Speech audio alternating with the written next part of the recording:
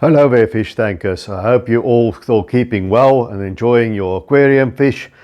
I'm going to talk a little bit about food, what to feed them, how much to feed them, how often to feed them, and I'm going to do it while feeding my own aquariums, and we're going to have a little bit of fun with it, and hopefully we'll also learn something from each other. If that sounds good, stick around.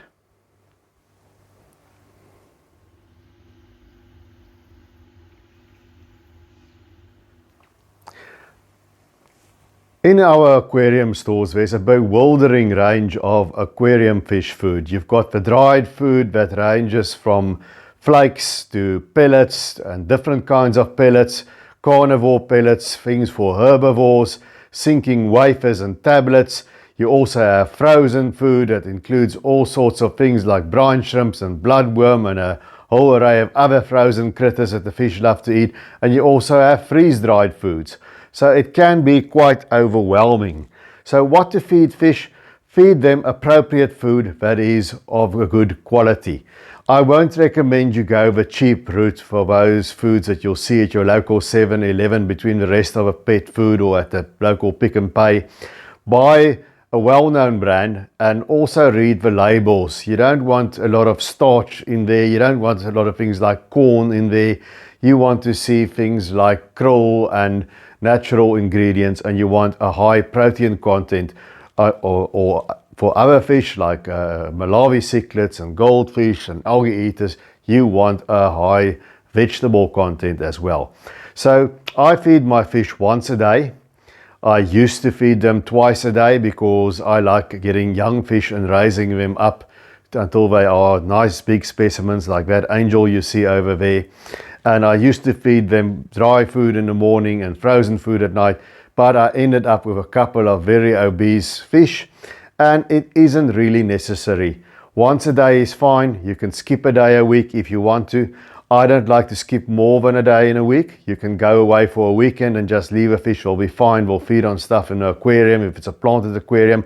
But I don't like to skip more than a day if I do skip, because as you can see, there's that big angel, and if she gets hungry, she might think it's a good idea to snack on a cardinal. And I also have baby fish that survive from egg phase, and then the odd one out grows up in the tank. So I want that odd one out to keep on surviving. It's something that I enjoy.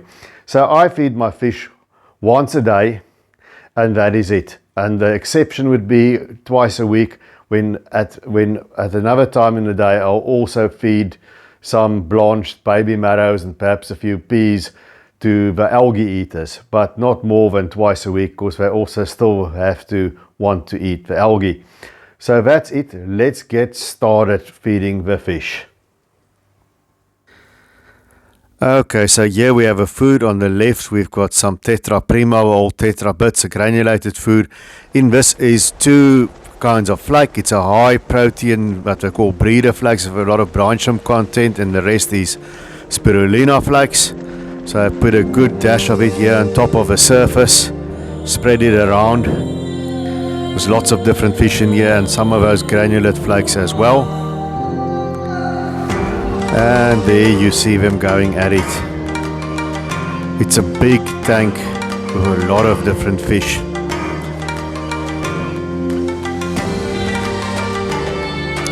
Look at those clown loaches. Always hungry, those. They must be close to 5 years old now, and they came in as tiny, and they're still smallish. Shows you how slowly they grow. They can get very big, and if they go to their maximum size, they'll need a bigger tank than this, but it takes a lot of time to get there. I've never quite been able to get these foot-long clown loaches. I've seen them on video, and I've seen one in a tank, or a couple in a tank there when I visited the UK. And there's the Siamese algae eater, and they're quite greedy feeders. They destroy all the blackbeard algae, which is great. You can see that's a nice fat one. He helps himself to the food.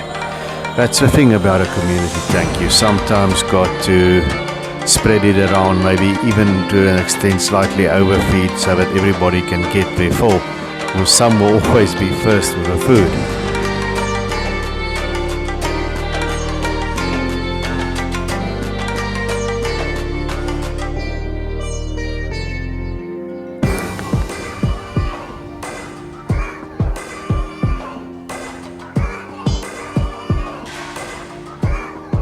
And there you can see they're sort of wiping up the Harlequin rasbouras and the Emperor tetras. And dried food is what they mostly get once a day, unless I am feeding frozen food, then of course they're not going to get dried food.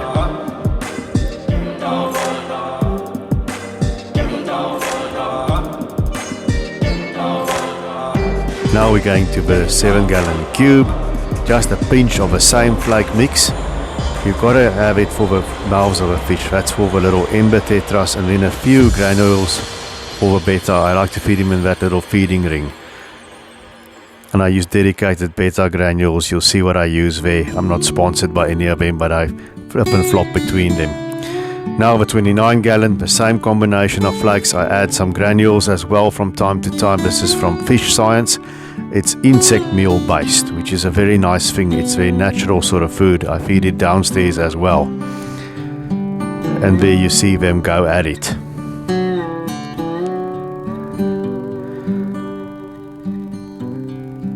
Once again, you got to spread it out a little bit.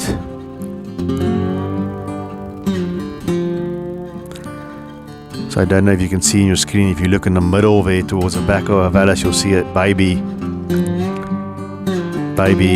diamond tetra going there. And if you keep your eyes on the top right hand corner, you take a close look, you'll see another tiny little diamond tetra popping up there from time to time.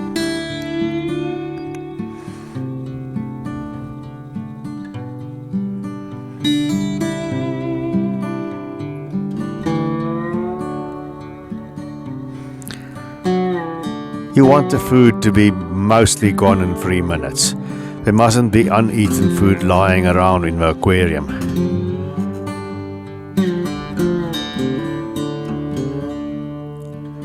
And there's a lot of scavengers over and above the fish. We've got some nerite snails there. And of course, these Malaysian trumpet snails that get in anywhere, everywhere.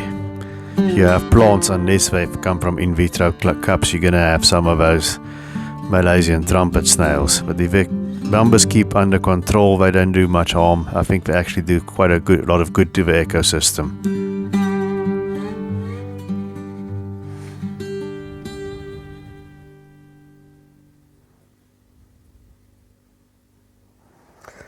Okay guys, so here is the day for feeding frozen food. This is what I like to use. Here's some Krill Pacifica. I'm not sponsored by any of these products, I paid for them. So let's start with a big tank, a big 75-ish gallon tank.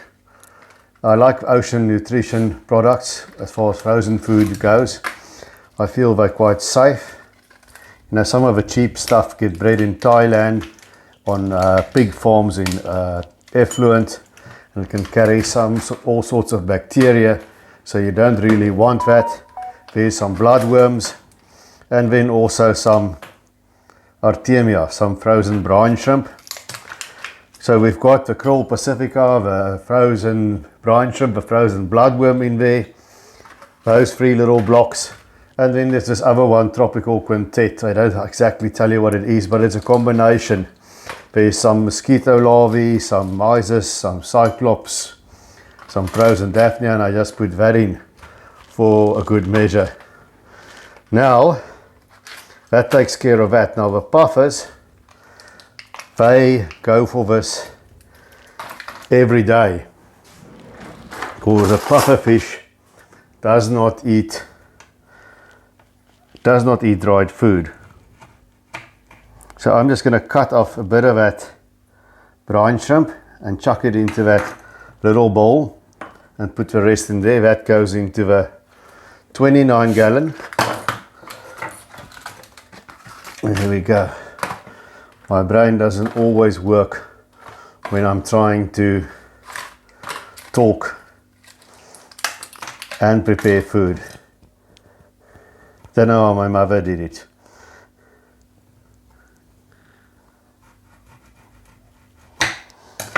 And there, I've cut some of that bloodworm off. I put it in the little jar. The reason being is that little jar there, that's not going to be one feeding, because it's just 4 pea puffers. They eat tiny bits of food. So it's going to be for a couple of feedings.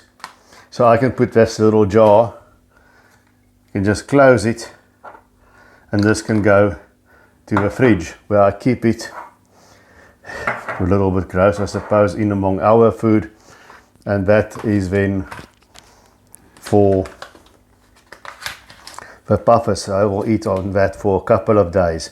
And then over here, this is some cyclops. Now I put a little bit of this in here as well, because from this smaller little cup, I'm not only going to feed the 29 gallon, also I'm going to feed the cube, that little 7 gallon cube on my desk with the betta is going to get a few bloodworms, and then I'm going to scoop out that cyclops and I'm just going to chuck it into the cube, because the ember tetras like to eat that as well. And sometimes I put, and then the leftover cyclops and the bloodworms and the brine shrimp goes into a 29 gallon, because there's only a few bloodworms for betta, a little scoop of cyclops for the ember tetras, the rest goes into the 29 gallon, and then the big little glass with all the 4 blocks in here total, that goes into a big tank. You can hardly feed it enough. And then what I do is I just chuck in some water.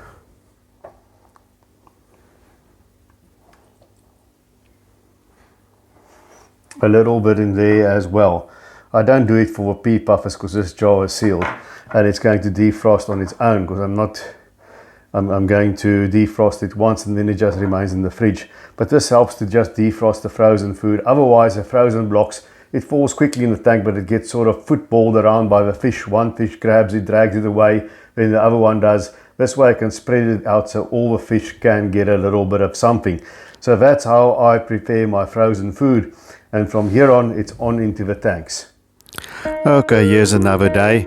And this is frozen food day. It's the closest thing you can get to live food, and you'll see the fish go absolutely nuts for it. And I try and put them in several squirts there out of that little glass, out of that big shot glass, and they all get their full. And there's brine shrimp, there's bloodworm, there is some Crawl Pacifica for bigger fish, for clown loaches and the angel. And there's, I think, a bit of frozen Daphnia as well. How many of you guys have live food cultures that you feed? Sometimes I can get a bag of live Daphnia from a store once in a blue moon, but I right now don't have a space or the inclination to culture live foods. I know Kirsty there from Cabin Aquarium, his the girl's got worms. That didn't sound so good, but you know what I mean. So let me know if you guys feed live food on a regular basis. Look at those clown loaches mopping up. One thing that you'll never find in this particular tank are snails. No snails in here. So one tank I've got, as well the pea puffer tank where there's no snails. Snails don't survive loaches, not clown loaches, also not yo-yo or Pakistani loaches. So no Malaysian trumpet snails even in this tank. Absolutely snail free thanks to those stripy guys. Now we're back to the cube. You'll see I distribute a bit of that frozen cyclops of that little dark spoon. Tiny fish like tiny food. So I find frozen cyclops is a great food for nano fish. These little ember tetras love it. I think there's 7 of them in there, and they absolutely go nuts for that stuff. So once or twice a week they get some frozen cyclops, and you'll see that betta is very attentive. He'll take a bit of a tiny little cyclops here and there and spit it out again, but I've got his feeding ring there, and he's not going to be fed right there now because it's not really necessary. I do it for the pellets, but he recognizes this little green spoon, and I sort of feed him the bloodworms in particular. He doesn't like brine shrimp, he just spits it out, but he loves the bloodworms. Shouldn't feed it every day, but I find twice a week a few bloodworms. That just keeps him regular and stops that dreaded bloat that these bettas can get. There, he sees it now, he's coming for my hand. And there he goes, and I give him a bit of a time to swallow there.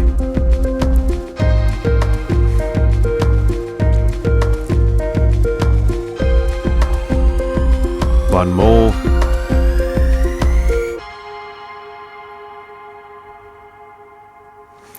He's enjoying that. Some of that cyclops also reaches the bottom, and those ottos like them as well. And here we're in the 29 gallon.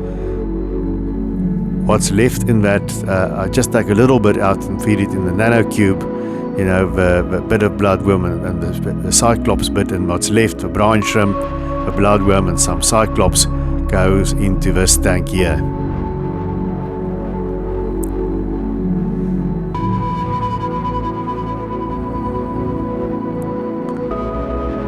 And especially that bit of cyclops is great for the baby fish going there.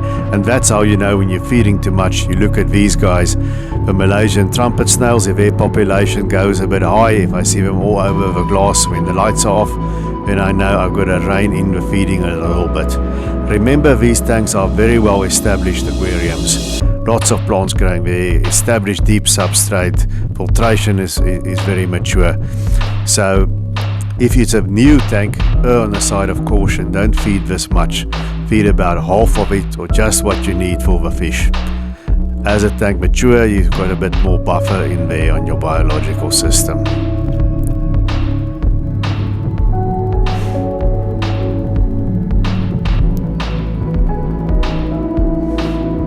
So the trick is not to overfeed, but make sure that everybody gets enough. And there's always little baby fish hiding in the Süßwasser tank here in between the plants. And now we get to my favorite part. These guys, the pea puffers, they get frozen food every day because they don't eat dried food. I tried with vibrobites, they don't like that. So it's just a combination of brine shrimp and bloodworms. And that's what they like. The pea puffers don't need to be fed snails like the bigger puffers do to wear down their beaks. They don't get that problem. And you'll see the 4 of them. Isn't that just the cutest thing? It's almost like they're eating spaghetti, and sometimes it's like that Disney Lady in the Tramp scene when they both grab hold of opposite end of bloodworm. And it's weird, I mostly prefer the bloodworm, but there's one critter among the 4 that really likes the brine shrimp, that's not really into bloodworm. But they get a tiny bit of this. If you like the content, please give us a thumbs up. There you see it on your screen. And guys, please subscribe, and please let me know in the comment sections, what do you feed your fish?